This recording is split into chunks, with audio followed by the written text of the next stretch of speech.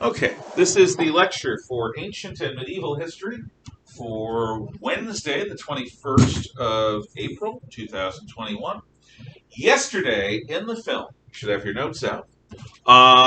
Actually, before we talk about that, let us recognize this moment of freedom! Freedom. I celebrate freedom in all of its aspects, including the freedom to go maskless or to wear a mask. The freedom to choose what you wish to do based on the dictates of your conscience. Not everyone has to do what I would do during a state of freedom. In fact, the whole point of freedom is for you to do what you want. You cannot judge another person by outward appearance. To do so is an act of hubris, divine, overweening vanity and pride. The ancients used to believe that you could tell what kind of a person was by how good their lives were. The gods wouldn't bless a person with success, wealth, and power if they weren't also blessed by the gods. The gods wouldn't curse a person with poverty or disfigurement or other serious problems if on some level they hadn't earned being cursed. As such, the ancients didn't have a society with compassion for the poor, for the disfigured, for the downtrodden, because they deserved it on some level. The gods had cursed them. This goes to the extreme case of Hinduism, which has the class of people known as untouchables. People who are born with such dirty, scrimey, disgusting souls that the only way that they can get right with the gods and the ever-existent chain of life between the gods and the natural world is to lead a life of abject poverty and utter suffering. And only then will they be able to return to a state of progress towards the divine. That means that in traditional Hindu India, people would actually go out of their way to be obnoxious to untouchables because it would help them. Paradoxically, by making trouble for them, you were helping them work off bad karma. And as a result, they would have a better life for it. Think about that. Think about what it would be like in a society without compassion. So, whether you mask up or don't mask, don't judge other people. Don't be male body parts to one another. Instead, be decent to one another. And respect your choices and theirs. And revel in the fact that you have a choice to or to not, whether it's about masking or other things. We're free in a free society, and that is a wonderful. Does anyone have any thoughts on this before we move into the Arab stuff? Okay. It just goes on and talks about it. Yes, I do. I do. I really do. And I'm happy to. It's one of the fun parts of my job. In Lawrence of Arabia, the last 2 days I devoted to Lawrence of Arabia. I did that because they do a really good job of introducing a number of things in traditional Arabic culture. And with the exception of the firearms and the Turks, the Arab culture that Lawrence encounters is the Arab culture very recognizable to the old Prophet Muhammad. Bedouin culture had not, up until that point, fundamentally changed much. So you were getting even a society that Moses would have recognized. Because remember, when Moses leaves Egypt, he's exiled, he goes to the land of Midian, an Arab country, and he lives and marries the daughter of the sheikh of Midian. So in some ways, Moses lives a life like the traveling Bedouin. In tents, with camels, with horses, and with that particular Islamic culture. So let's go through a few things that featured in the movie. Assalamu Aleikum. That means the peace of God be with you. It is a standard greeting. Assalamu Aleikum can be shortened to Salaam, meaning peace. Now, if you know anything about Jewish or Israeli culture, you will note that the word shalom and salam mean the same thing. Shalom and salam can be used to say hello or goodbye. Shalom and salam both mean the peace of God be with you. When Christians gather in worship, many Christians have a moment during worship services where they will look at each other or shake hands or even kiss on the cheek and say, "Peace be with you," and also with you. Pax nobisco, I think, is what it was in Latin. And it means the same thing. The peace of God be with you. It is what a faithful person wishes to another faithful person in their life. And peace is not merely the absence of conflict or war, it is a positive state of mind. It is when you are harmonious in your life with God, with your relations, and with your life, your sense of where you being where you should be. That's what's meant by the peace of God be with you. Not merely that you don't have, arrows flying at you. So that is the standard greeting. The proper response to Assalamu alaikum is Aleikum Salaam, which is the return, and the peace of God also be with you. So if you ever wish to be respectful of somebody who you think is Arab or Muslim, and learn that. Assalamu alaikum, peace of God be with you. Aleikum salam, and also with you. Another thing that you saw during the film is people would say often, God willing. And they translate it in that movie as God willing. But the Arabic is interesting. The Arabic, spell this out, write it out. Insallah. INS. Item November Sierra. ALLAH. Insallah. Sometimes there's an H after the S, so it's Inshallah. But the translation I learned was Insallah. Insallah means God willing. Now, my wife used to get annoyed with me back when we were dating because I would do that. I would, like an Arab, say God willing. Well, I'll see you tomorrow. God willing. Well, we'll get together next weekend. God willing. And she's like, why are you doing that? That's so annoying. What do you expect? If the world ends, it doesn't mean that you're being proud.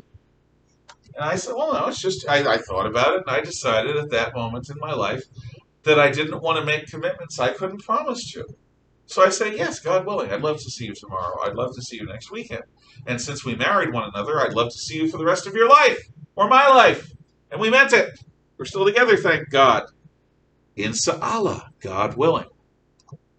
So, when an Arab who is a devout Muslim, or when a Muslim who's not an Arab, wishes to talk about the future, they will very rarely say yes or no to plans. They will very rarely say, yeah, I'll see you next weekend, because you never know what might happen between now and then. It's much more respectful of the Godhead to say, Insallah, God willing, which is a positive, but it's also an honest statement showing the limitations of human life and of human control. We cannot control what happens in the wider world, not beyond a certain point. So saying Insallah is something that recognizes this. So I'm going to write some of these terms down so that you can write them down if you like. Salaam Aleikum. And Aleikum Salam is spelled the same way. And that means the peace of God be with you. And here's another one.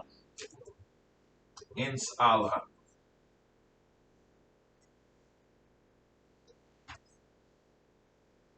Which means God willing. What are you doing this summer? Well, I'm planning to go to New York or to Germany or to Los Angeles or whatever. And then you would say, Insallah, God willing. It shows humility before the reality that the world is beyond our control. It's in the hands of God. A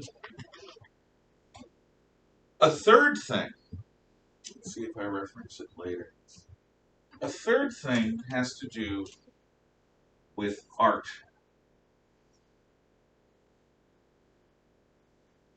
This isn't a vocab word exactly, but it is a concept that you need to understand.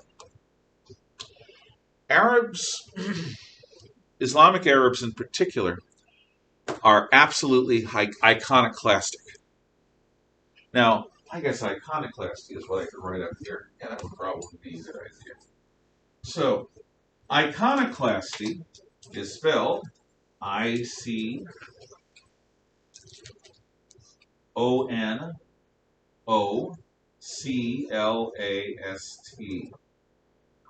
Iconoclast, iconoclastic, iconoclasty.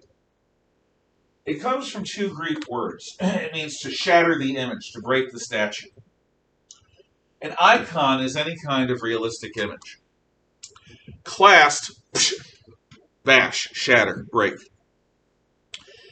An iconoclast is someone who hates imagery, especially holy imagery. So, in our society, we've got many churches and chapels that are filled with art. Stained glass windows with pictures of saints. I've got a couple of ties of that type. And a crucifix on the front of the church, which is a cross with a statue of Christ held up by the nails in his wrists and the nails on his feet being dragged down by gravity and suffering. You'll have statues in a Catholic church of the Virgin Mary and of the saints, and art is extensively used in Roman Catholic and in Greek Orthodox churches, as well as in several branches of Protestantism. But then there are Reformed Christians who tend towards their iconoclasty. Congregationalists, Presbyterians, Wesleyans, Methodists, and so forth.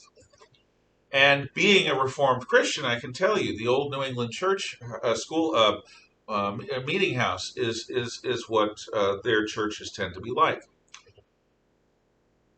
Pure, clear windows, no art. Walls that are clean, well painted, but without art. The only image is a single cross. Not a crucifix, not with the statue of the hanging Jesus, but simply two struts of wood like that. That's the only image. The founder of Reformed Christianity, as you'll learn last year, is a guy named John Calvin. Calvin was an iconoclast. And so Reformed Christianity tends to be iconoclastic. In other words, they have a lot of holy music, but not much holy art. They don't like it. They don't like the gold. They don't like the art. They think it's prideful. Arabs are extreme in this case. Why? What's the justification for iconoclasty in Islam? Well, here's the answer. Theologically, it makes sense. The Lord God Almighty, Allah, the merciful and the compassionate, is the creator. How dare you?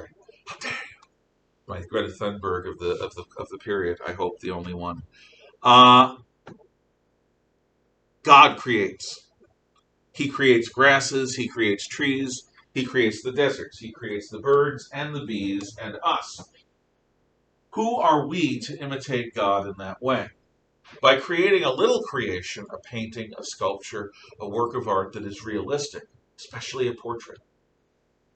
You are playing with fire, because with your hands you are trying to do a version of what God does with his godhood, his godhood, which is the creation of something from nothing.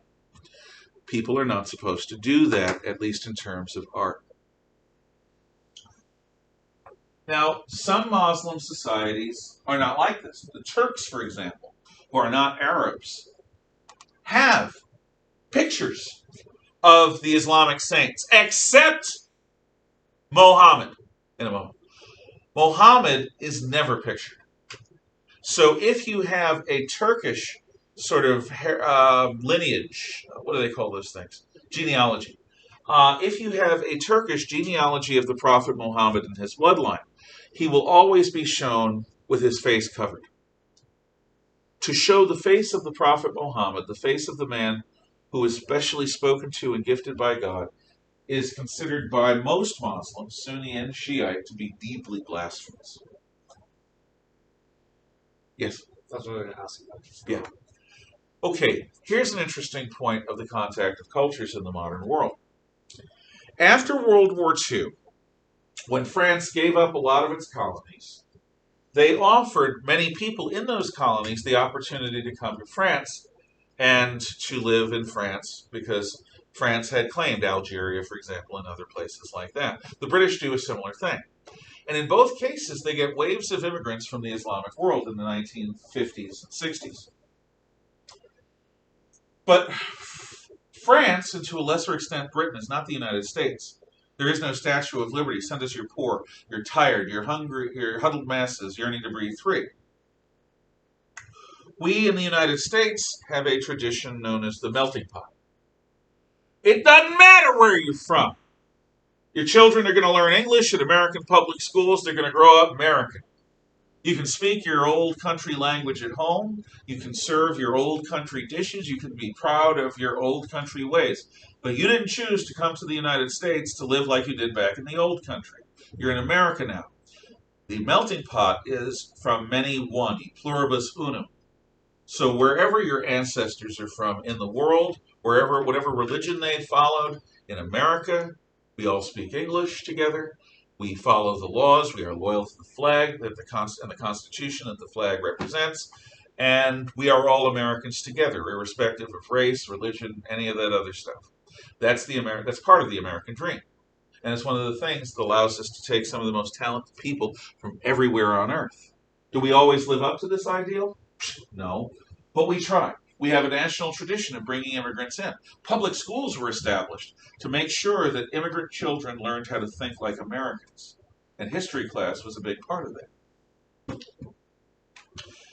The British and French didn't have a national tradition at it. They weren't very good at it, especially the French. The French have people who have lived 3 or 4 generations since the 1950s near Paris who don't think of themselves as French, who the French don't treat as if they're French. They're not Francois. They're not of French stock. They may live in France, but they're aliens. They live in these ghettos, these little self-contained neighborhoods where they don't have to learn to speak French. They can still speak Arabic. You have people whose grandparents and great-grandparents were in France, but who don't think of themselves as French. Okay. What does that lead to? In late 2014, there was a French humor magazine called Charlie Hebdo. It still exists. And the purpose of Charlie Hebdo is to make everyone angry at them by joking about things. So Charlie Hebdo makes Americans annoyed when they make fun of America. They make the French government annoyed when they make fun of the French government. They make communists annoyed when they make fun of communism. It's sort of like the TV show South Park. Well, on South Park, the actors were all on board with it until one day South Park did an episode making fun of Scientology. And the actor who plays Chef was a Scientologist. And he walked away from the show for a good long time saying, I'm not making fun of my own religion. That's just wrong. And this is after South Park had made fun of everyone else's religion. Well, Charlie Hebdo was like South Park, but even more so. And they decided to do a photo spread, starting out with cartoons lampooning the Prophet Muhammad, showing his face. This is France, Paris, France, the center of artistic freedom on earth. This is France, a Western modern country with secular laws. It's totally okay to do that. It is totally lawful to do that. In fact, you expect a satire magazine that makes fun of political and religious groups to do something like that. The Islamic world went, actually they went, and then some of them, Islamist terrorists, broke into the offices of Charlie Hebdo in the middle of a workday and stabbed everyone there to death. Because they had maligned the Prophet Muhammad,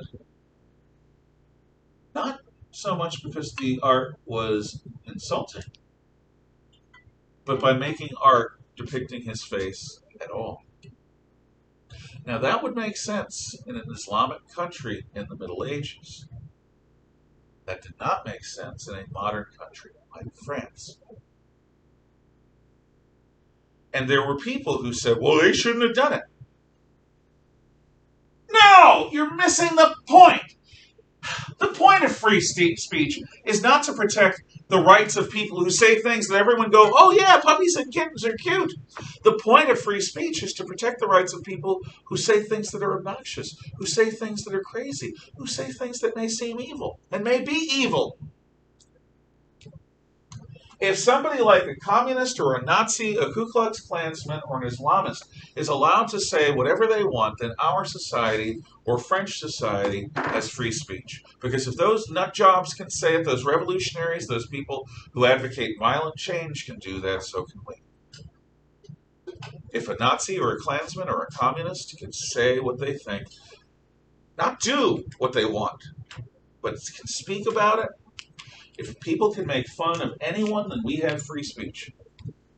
Then we have the freedom to say what we think, which is absolutely indispensable to a free people. If you start censoring yourself, you're doing the job of your own oppressors. You're engaged in your own victimization. When you go, oh, can't make fun of them, they'll get angry. That's the point. Why do you think we curse? People don't curse because the words are bad. People don't curse in order to express an idea. People curse in order to say something shocking, to have an effect, to say something absolutely so out there that people go, what? That's the point.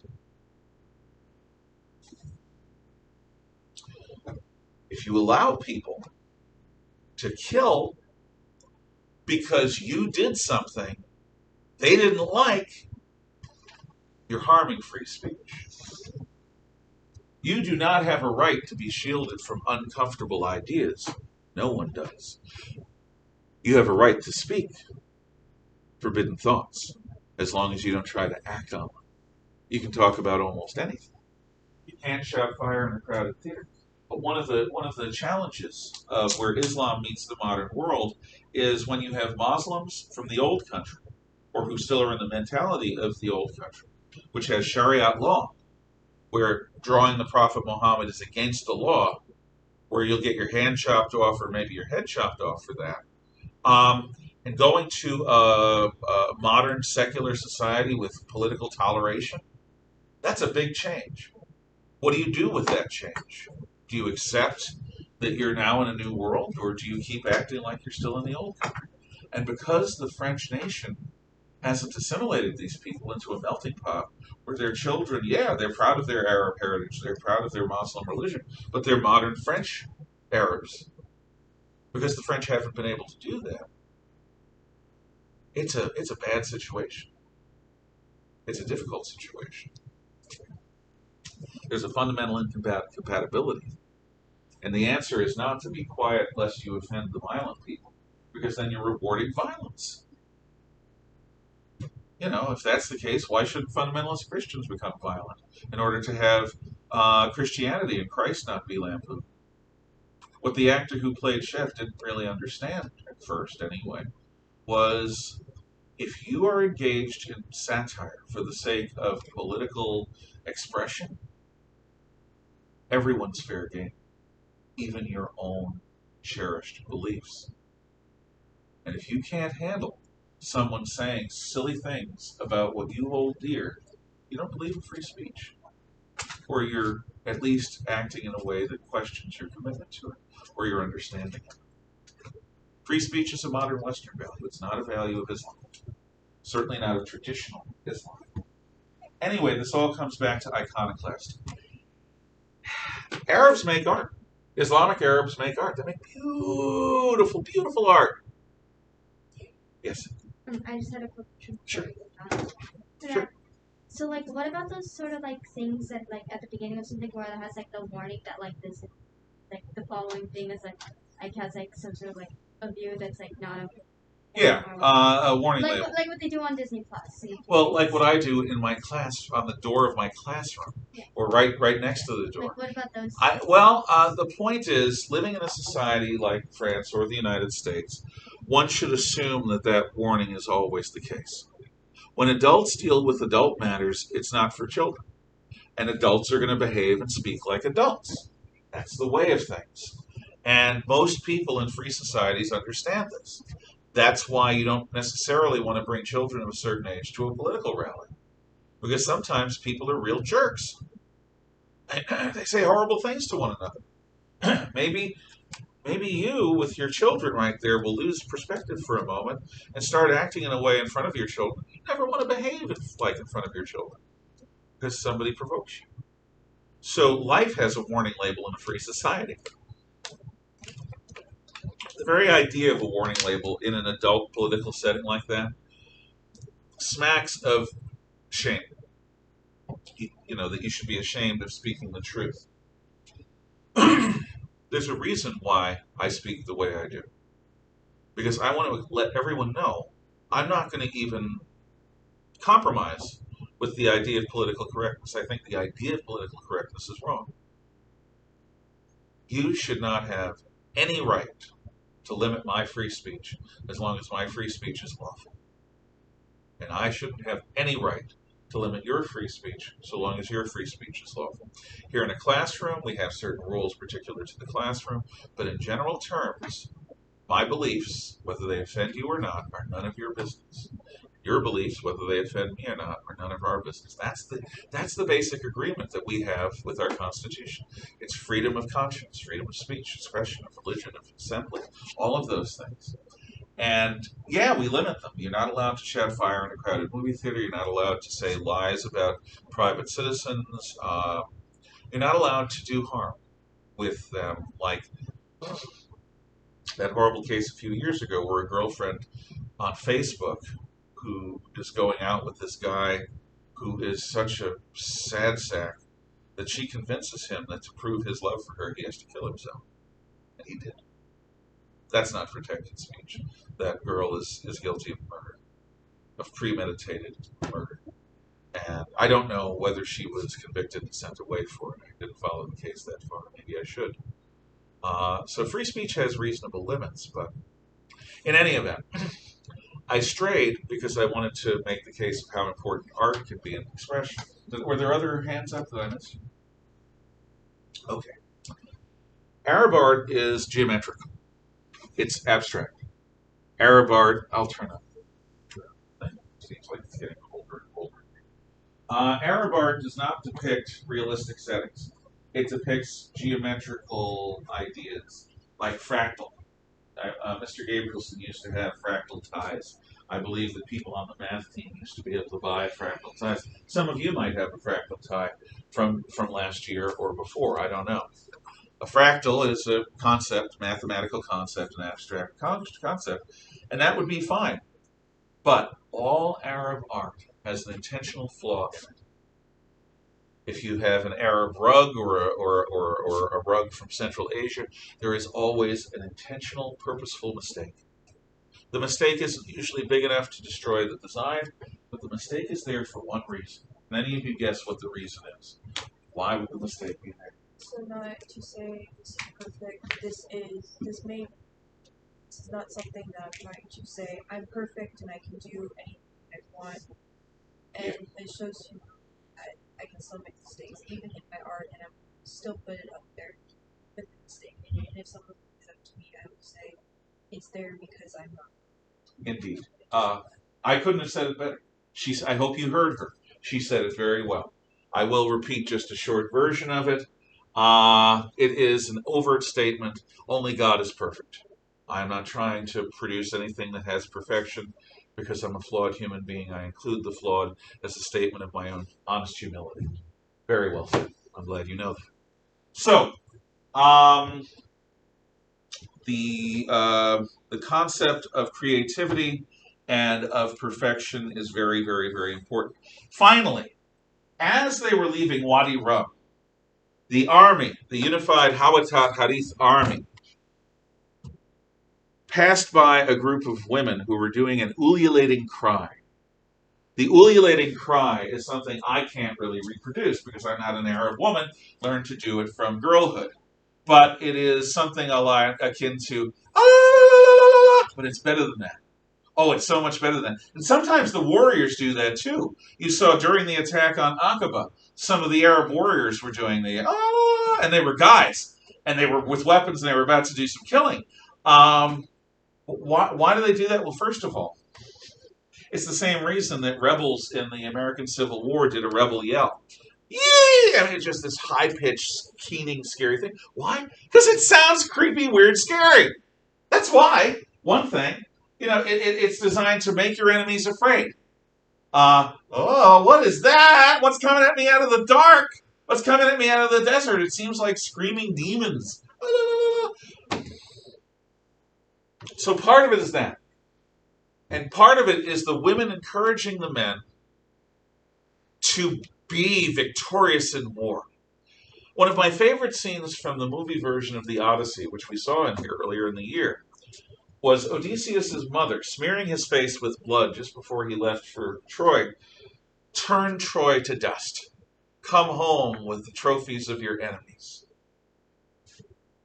In other words, she was doing a variant of the Spartan mother's come home with your shield or on it. The Arab women are expressing pride that their men are so scary, terrifying to everyone else. And it's also just probably fun to do, especially in a group, in a valley, where the sound echoes off the stone. I thought that was a beautifully done scene, and it wasn't overused. Do any of you know any more about any of these things? The ululating cry, Insallah, Assalamu Aleikum, the iconoclastian art, any of that stuff? Yeah. Question. So, Sure. would that be used as a sign of grief at any point in time? I think so. Yeah. I'm not an expert on all of this, but I think I have seen that in conjunction with funerals. I think I have. So would women use that in mourning? Yeah, of their warrior husband. Yeah, I think so. I think so. But it's a thing. That's not a no, unfortunately. I don't know. If anyone does know, or if you find out, please let us know. Any other thoughts, questions, ideas regarding some of these Arab customs that we saw? Surviving in the desert. Remember, before they crossed the God's Anvil, they talked about the camels dying, beginning to die after the 21st day. That's 3 weeks. That means they were crossing that. The Nefud in general terms. God's Anvil was just the last part of it. But they were crossing a desert that would take them about maybe a little more than 3 weeks to cross. So they're in this horrible, harsh environment for 20, 21 days, maybe longer if they're going slower. That's hardcore. The air is so dry that it sucks the moisture out of your mouth. Your lips crack, your skin cracks, everything feels uncomfortable. Your eyes feel different because the moisture in them is constantly being leached out. Without camels, it would be impossible. The Arabs use horses for war, but camels for crossing a desert like that. And camels certainly can be used in war. They're just not as fast as horses. There was a good portion of people that wore black robes. I always felt like that was counterproductive in a way. I don't understand that either. But I think, look, even if you're wearing the whitest of white robes, you're still going to be hot under the sun in the desert. But why magnify? I don't know. I know this, that women who walk around cities that have Sharia law often wear black. That the lighter colors come. I think somebody in here may have talked about that when their mom was in Persia. That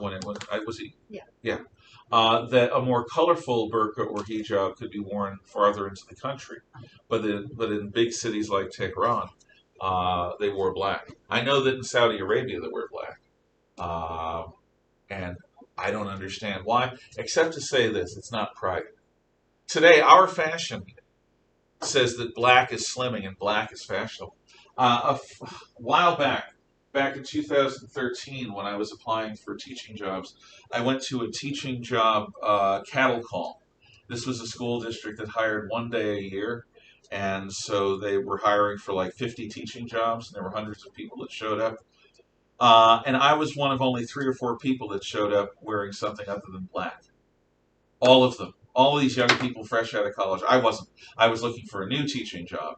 Were wearing basically a uniform. The girls, the women tended to wear black leggings or black stockings and black skirt. And it just black. It was like going to a funeral. I mean, it was really depressing. And I was wearing blue and gray with a little red. And there was this beautiful model-like statuesque woman, about 6 1/3, 6.5 feet tall. And I'm sure she got hired for something. She was stunning. And my wife said she was stunning. She just was. Um, she was also not wearing black. I forget what color she was wearing, but it was something that caught the eye. But it is they don't wear black because it's fashionable. They wear it because it's not prideful. So I think a lot like the Amish and the Mennonites. If you go to Amish country in Pennsylvania or see an Amish community or a Mennonite community anywhere, they tend to wear black and white because anything else would be prideful. Okay, so 1,000 years ago, the most if you were an alien booking a tourist trip on Earth, you could go to China. But China's involved in an ongoing series of wars and civil wars and natural disasters. China is in decline 1,000 years ago. And that means there's banditry, there are thieves, the streets are not safe. So China would normally be an interesting place to visit, but 1,000 years ago, it's better than Europe. Our collective cultural ancestors in Europe, most of them were peasants who lived in mud-floored huts with thatched roofs, a smoke hole in the middle, and their animals came in at night and during the winter time. They bathed once or twice a year, whether they needed it or not. Our world 1,000 years ago was the third world. The West was a backwards, primitive society where life was short, mean, and brutal, with the only hope being the hope of heaven. Now, there are exceptions to this, but yeah, you wouldn't go to Europe 1,000 years ago. Well, there were the Mayans, but they're like the ancient Babylonians, not the most advanced. Where do you want to go?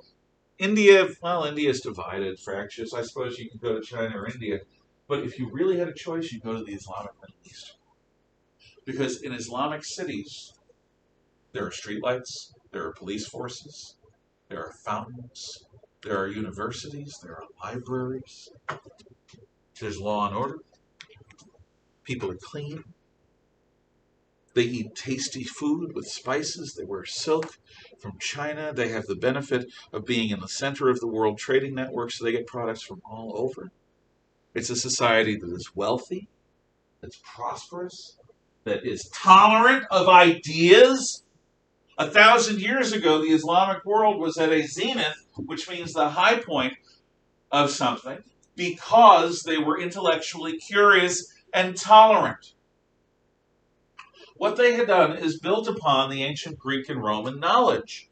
Where the Greeks have geometry, the Arabs developed algebra. The Arabs developed the concept of zero. Now, it comes from Hindu India and Buddhism. Zero, as you know, means nothing. Absolutely nothing. Neither the Greeks, nor the Romans, nor anyone in the Western world, including the Egyptians and the Mesopotamians, had ever thought to include a null set in their numbering system. They would just assume that if there's nothing there, you don't need to count it. How the heck can you count nothing? But the Hindus and the Buddhists both have concepts of emptiness. In fact, a Buddhist is supposed to empty themselves of pride, of desire, because desire leads to suffering. Pride is a form of desire. Desire for vainglory, desire for prominence. Purge yourself of these things. Meditate. Achieve emptiness. Achieve nothingness.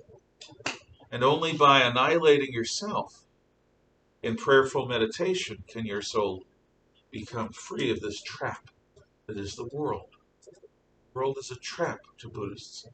A pretty, fancy, distracting trap. And your mind needs to learn, and your spirit needs to learn to escape from it.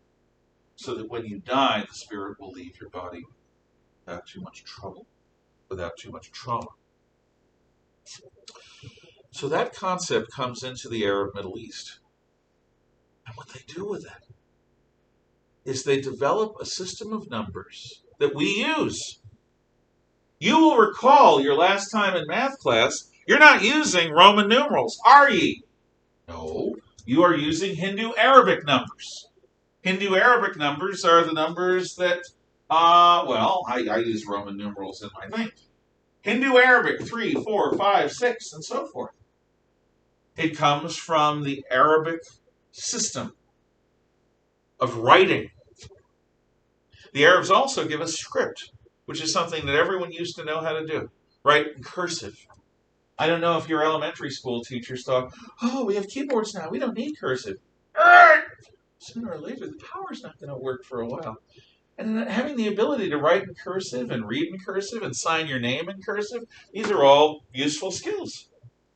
In fact, on the old SATs, they used to demand that you write in cursive a statement saying that you understand all the rules, and you had to sign it. And I had class after class of high school students 15 years ago who didn't know how to do that because they couldn't write in cursive.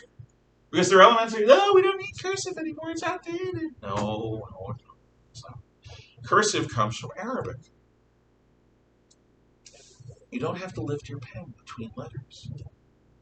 That makes it so much quicker to write. But zero, coming back to zero. What form of math depends upon zero? A very Arab form of math. Involving equations. What form of math uses equations? Algebra! Thank you. It's algebra. Algebra, the Arabic form of math. And from algebra we get calculus and trigonometry and all other forms of advanced math. You cannot have advanced math without zero. The Arabs give us zero. They developed that concept. By the way, if any of you were doubting any of this, see, I wrote it here. Not that you read that. I'm sure you knew that. But if you read that, I still give you credit. Arab medicine. In Europe, barber surgeons during the Middle Ages would follow the ideas of Galen and try to release the imbalance of evil humors that make a person sick. And they would do this by taking, they're called barber surgeons because they slice hair as well as flesh. They would take, they're also called leeches, a razor and make a slight incision into a major artery or vein, usually vein. And they'd stick a leech on it. And the leech would suck out all the evil spirits. And when the leech was full, you put another leech on. And the leech allows the bleeding to happen slowly. You don't want the patient to bleed too quickly, or they'll go into shock and die. But you don't want them to bleed too slowly because you've got to get the evil humors out because people are sick because of an imbalance in the four humors. So they have too much of one humor, you bleed them. That was our form of medicine 1,000 years ago. If you ever go back in time, don't get sick. Don't get injured, not if you're in Europe, because they're going to make it worse by bleeding you. In Arabia and throughout the Arab Middle East, they take the principles of the Greek healers and they build on them. Arab surgeons, for example, think a lot of cleanliness. They don't understand germs yet, that comes later. But Arab healers keep their hands clean, and Arab healers keep their implements clean, and they use herbalism, and they study the organs, and they develop a form of medicine that isn't as good as our modern medicine, but it is the ancestor of our modern medicine. Modern medicine is born as a result of Arab medieval medicine. So, like, Muslims as a religion were super clean. Like, they have all these rules about, like, washing and everything. Like, you have to do this with this hand. You don't eat with your right hand. Yeah. You don't eat with your left hand. It's like, because it was super important to them. Absolutely. Well, this is true of the Jews as well. Muslims and Jews, again, have many, many things in common. Yes. I don't do this. Yeah. But I wash my hands, guys. Don't worry. But Stay away from me. it's like Orthodox, like you have enough like two-handed and you get up, you go, you wash your hands. Yeah, and what you do is the washing that I've heard described, ritual washing in ancient Judaism, involves the fist and the hand, and you rub, and then you either have water poured over your hands or you pour it over your hand one at a time, so that the water flows off the tips of your fingers. Yeah. And the Muslims, I think, have a similar thing. Why? Because cleanliness helps. You don't have to understand germs to appreciate that filthy people get sick a lot more than clean people do. So the Arab fetish for cleanliness, I'll say it's more than fetish, the Arab insistence on cleanliness is one of the things that leads us to modern medicine, but it's not the only thing. Anyway, I think that's where we'll leave it today. The Islamic world, the most advanced civilization on earth 1,000 years ago, and we will leave it with their medicine. Any final questions, comments, or thoughts? I see none. So, those of you at home, enjoy your time at home.